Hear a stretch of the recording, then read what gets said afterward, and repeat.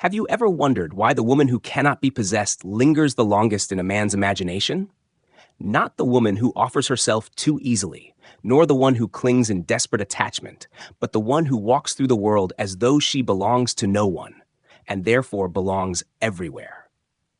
This is the woman Carl Jung would recognize as the living symbol of the anima in her sovereign form, a force of nature that cannot be captured, only encountered. To stand before her is to feel a paradox. The deeper he reaches for her, the further she seems to recede, like a star whose light only grows brighter the more distance is revealed. Men do not forget such women. Their silence echoes louder than the noise of those who beg to be seen. Their absence is heavier than the presence of others. For in her, a man confronts not merely rejection, but his own shadow, the realization that no external conquest can complete the internal fracture he refuses to face. The unattainable woman does not play games of manipulation. She does not calculate her every move to ensnare desire. Her mystery lies not in tricks, but in the rare alignment between her inner world and her outer stance. She is not unavailable because she hides. She is unattainable because she refuses to betray her essence for validation. And it is precisely this refusal that becomes magnetic. Jung observed that what is denied or repressed in oneself will inevitably be projected outward. The man who underestimates her finds that she awakens the parts of himself he has buried, the hunger, the longing, the wound of insufficiency. Have you noticed what happens when you ignore a man, not out of malice, but out of grounded indifference? At first, he is bewildered, perhaps even offended. His ego, accustomed to being mirrored, cannot comprehend the absence of reflection. But slowly, that absence begins to pull him into obsession. The feminine silence becomes a mirror that shows him his emptiness. He begins to circle, restless, as though chasing a ghost. What he cannot have, he cannot stop desiring.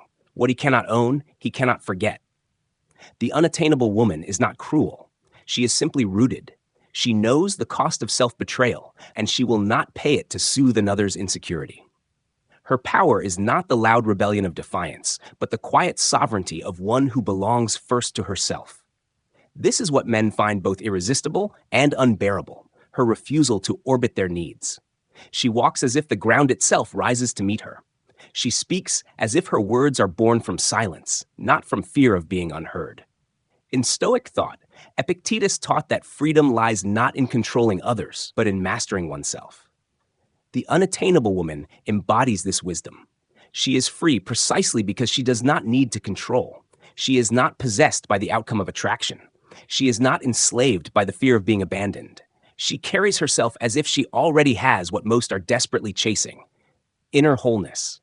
And to the man who encounters her, this is maddening, because it exposes how deeply he depends on others for the illusion of completion. Jung would say this woman calls forth individuation in the man, though he rarely recognizes it as such. He only feels the ache, the obsession, the wound of her absence. Yet beneath that torment lies a hidden gift. She forces him to confront the shadow he has avoided. She awakens his awareness of how much of his desire is projection. He does not want her. He wants the wholeness he senses in her. He does not crave her body alone, but the sanctuary of self-possession she embodies. And you, listening now, perhaps you have lived this truth. Perhaps you have been underestimated, dismissed, or pursued only when you withdrew. You may have felt the tension of being too much for some and not enough for others. But here lies the mystery. The moment you stop performing for love, the moment you detach from the need to be chosen, you become the one they cannot forget. Because nothing is more haunting than a woman who refuses to betray herself for the comfort of another. The unattainable woman is not a myth. She is the archetype that rises when the feminine embraces her own shadow, her own wounds, her own depths. She has walked through the fires of abandonment and come out clothed in her own essence. She no longer seeks to be completed, for she has discovered that she was never lacking. And in this discovery, she becomes magnetic, not because she tries, but because she does not.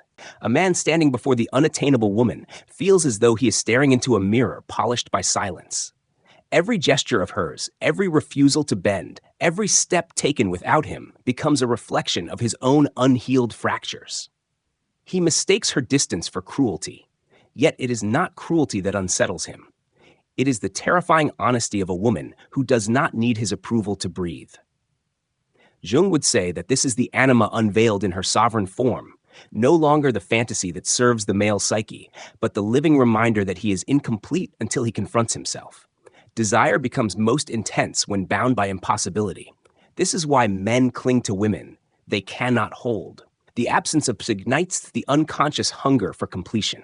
He begins to dream of her, not as she is, but as a projection of everything he has lost, denied, or longed for. She becomes the vessel for his shadow, the lost mother, the forbidden lover, the ideal he cannot reach. And the more she resists being reduced to these roles, the deeper his torment grows. The unattainable woman knows something profound. The masculine ego is often addicted to pursuit. When given too freely, love is squandered. When withdrawn, it becomes sacred. This is not strategy, not manipulation. It is a natural expression of her alignment with self. She does not ration her presence to trap him. She simply lives from a truth that does not revolve around him.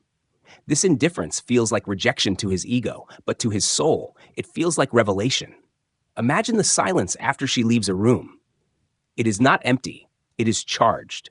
A man replays her words, the curve of her smile, the absence of her reply. He tells himself he has conquered women before, that he can replace her. But her silence lingers like incense in a forgotten temple. Days stretch into weeks, and still she walks through his imagination like an apparition. Why? Because she represents not just herself, but everything he wishes he could be. Whole, untouchable, radiant, without needing applause. Seneca once wrote that, "The man who suffers before it is necessary suffers more than is necessary." Yet when confronted with the unattainable woman, men suffer precisely because they cannot control the timing of their suffering. Her presence awakens them, but her distance crushes them. He suffers because she will not bend to his will. He suffers because her value does not diminish when he withdraws. He suffers because her light reveals how dimly his own inner flame has been burning. And to you listening now, do you see what this means? Your refusal to beg, to cling, to contort yourself into the shape of his desire is not loss, it is liberation. The unattainable woman is not unreachable because she plays hard to get. She is unreachable because she already has herself. And that, more than beauty or youth or charm, is what haunts him. He senses she cannot be uprooted by his absence. She will not crumble in his silence. She will not worship his indifference. She has become sovereign, and sovereignty cannot be seduced into surrender. But let us look deeper. Why does her mystery unsettle not just men, but society itself? Because a woman who belongs to herself is a disruption of order. She is an affront to the transactional game of validation. Entire cultures have been built upon the idea that women must seek permission to exist fully, to be chosen, to be wanted. Yet the unattainable woman breaks this unspoken law. She is wanted precisely because she does not need to be. She exposes the fragility of a world where power is defined by control. Jung called this confrontation with the feminine a descent into the unconscious. The man who meets her is not meeting a mere woman, he is meeting the gateway to his own soul. But most men will resist this journey. They will try to reduce her to categories: cold, arrogant, impossible. They will dismiss her or demonize her. Yet secretly, they cannot let her go. Because to let her go is to let go of the part of themselves they glimpsed in her reflection. This is why regret haunts men long after such a woman has walked away. Not because she was cruel, but because she was a threshold. He realizes too late that he was not asked to conquer her, but to face himself. And when he fails, the loss does not fade. It becomes etched into the marrow of his memory, a quiet ache that resurfaces in solitude.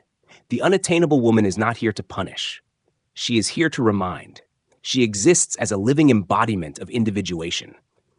The journey of wholeness that cannot be outsourced, the power that cannot be borrowed. She shows by her very being that love without self-possession is dependency, and desire without self-awareness is obsession.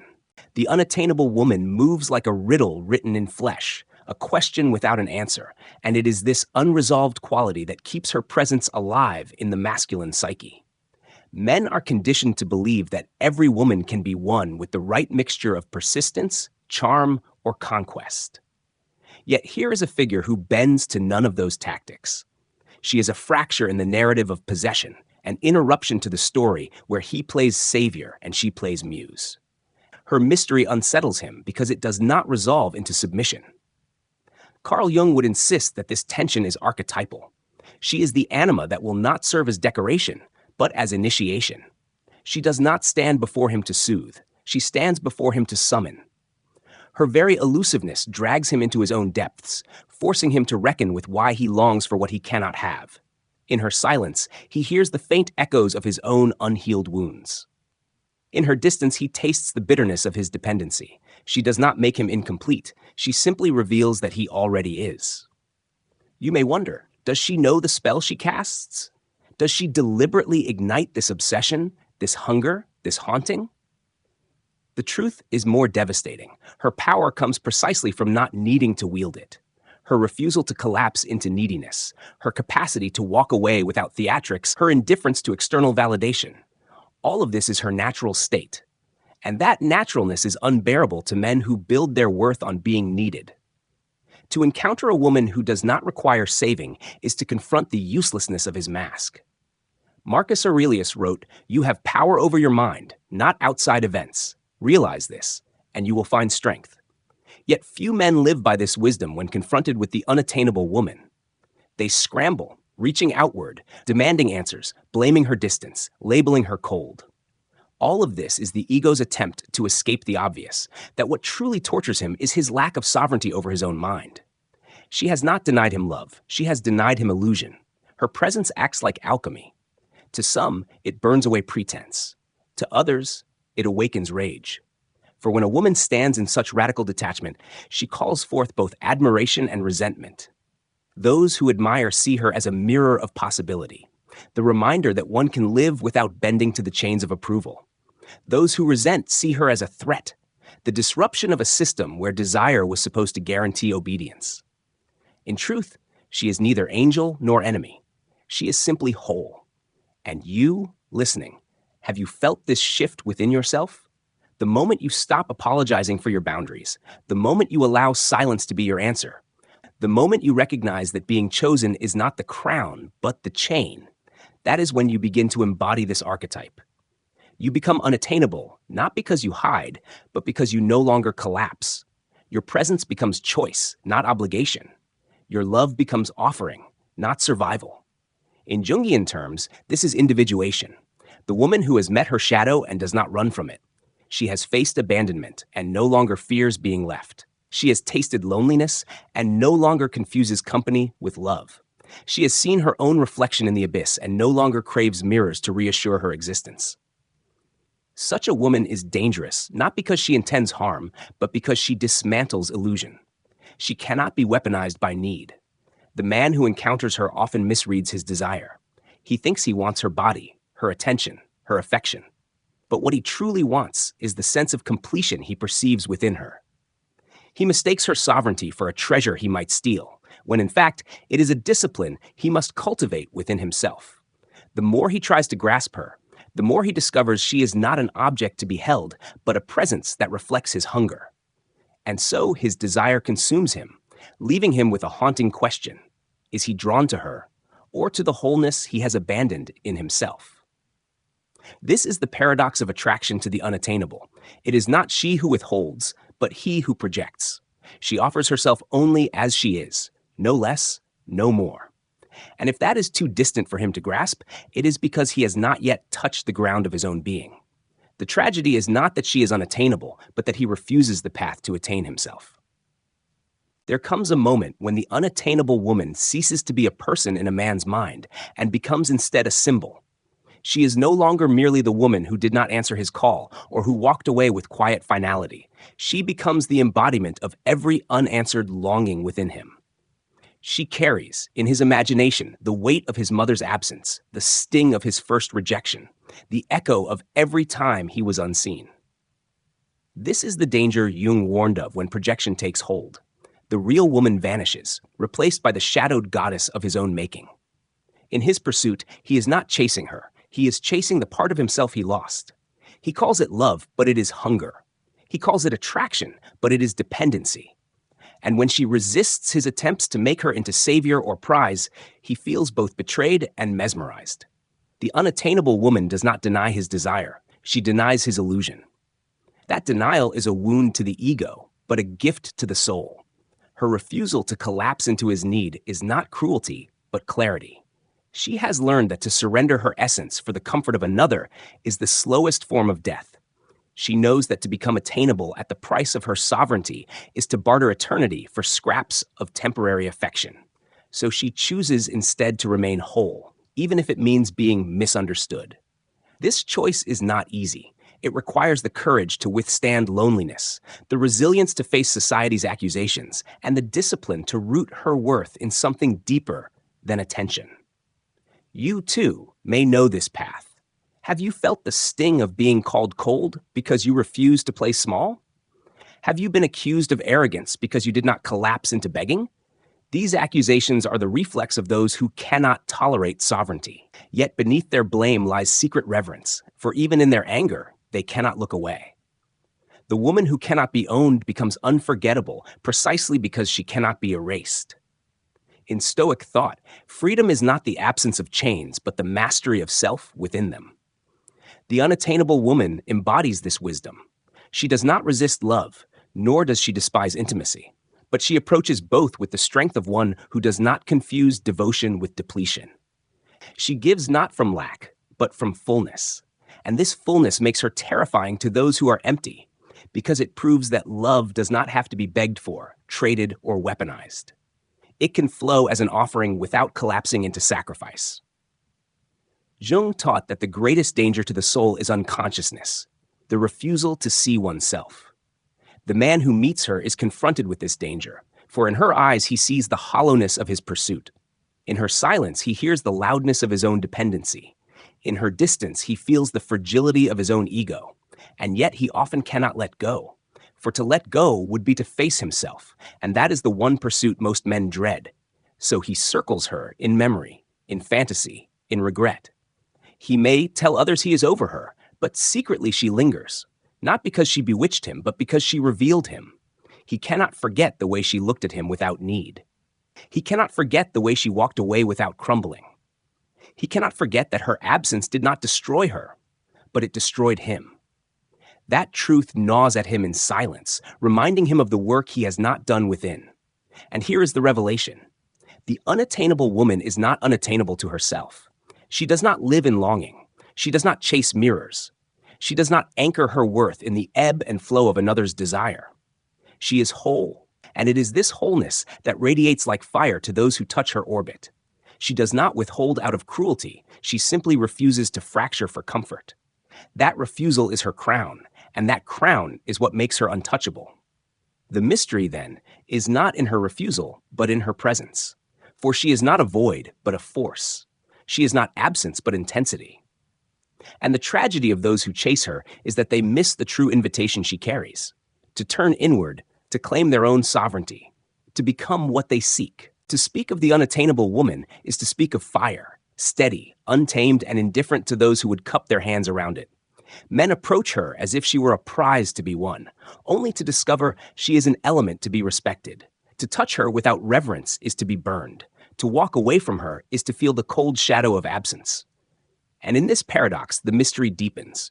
She does not chase, she does not plead, yet she remains unforgettable. Carl Jung wrote that what we resist persists, and nowhere is this more evident than in the mind of a man haunted by the woman he could not possess. He may move on, marry another, fill his life with noise and distraction. Yet in the quiet hours, she returns. Not as herself, but as the symbol of his unfinished work. She becomes the embodiment of the anima denied, the inner feminine he has not integrated. His new loves cannot soothe the ache she awakened, because the ache was never about her alone. It was about the shadow within him that she illuminated and then refused to carry. This is why obsession takes root in the soil of rejection. When he cannot possess her, he convinces himself that persistence will win her, or that resentment will erase her. Yet neither succeeds, because the real battle is not between him and her, but between him and himself. She simply withdrew the mirror. Without her presence to reflect his image, he must face the void of his own being. And for many, that confrontation feels unbearable. You might ask then, Is it her beauty, her intelligence, her charm that makes her so magnetic? No. For countless women carry those gifts and remain forgettable. The secret is her detachment. She does not measure her worth by whether he stays or leaves. She does not perform to maintain his interest. She does not collapse into fear when she senses distance. This calm rootedness makes her luminous because it exposes the fragility of every game the ego plays. She does not need him, and that absence of need is what makes him crave her most. Seneca once said, "It is not that we have a short time to live, but that we waste a lot of it." Men waste years haunted by the memory of such a woman, not because she withheld something tangible, but because she withheld her essence from being owned. They cannot waste her, so they waste themselves in longing. And this longing, paradoxically, becomes their teacher. For every sleepless night, every pang of regret, every fantasy that collapses into despair points them back to the truth. What they seek in her is what they have abandoned in themselves. The unattainable woman is not a myth. She is a mirror. She is the archetype of sovereignty clothed in human form. When she loves, it is freely. When she leaves, it is without vengeance. When she speaks, it is with the authority of one who does not need to be heard to know her own voice is real. This disarms men because it strips away the scaffolding of their ego. How can they conquer one who does not resist? How can they control one who is already free? And you. Perhaps you have felt the shift within your own heart. The moment you realize that begging for attention depletes you. The moment you saw that silence is more powerful than argument. The moment you knew that detachment does not make you cruel, but whole. In those moments, you stepped into the archetype of the unattainable woman, not because you hid, but because you revealed yourself and refused to abandon that truth for another's comfort. Jung's path of individuation is the same path this woman walks. She integrates her shadow, accepts her wounds, reclaims her worth. She is not untouched by pain. She has simply transmuted it. She has faced loneliness and discovered it does not kill her. She has faced rejection and discovered it does not define her. She has faced silence and discovered that her own voice echoes louder in its company. What man can truly own such a woman? None. And that is the essence of her power. The final mystery is this: she is not unattainable because she withholds love, but because she loves without losing herself. She has already attained the one thing that matters, herself. And until a man does the same, he will find her elusive, like water slipping through clenched fists. The woman who knows her worth doesn't chase, she chooses.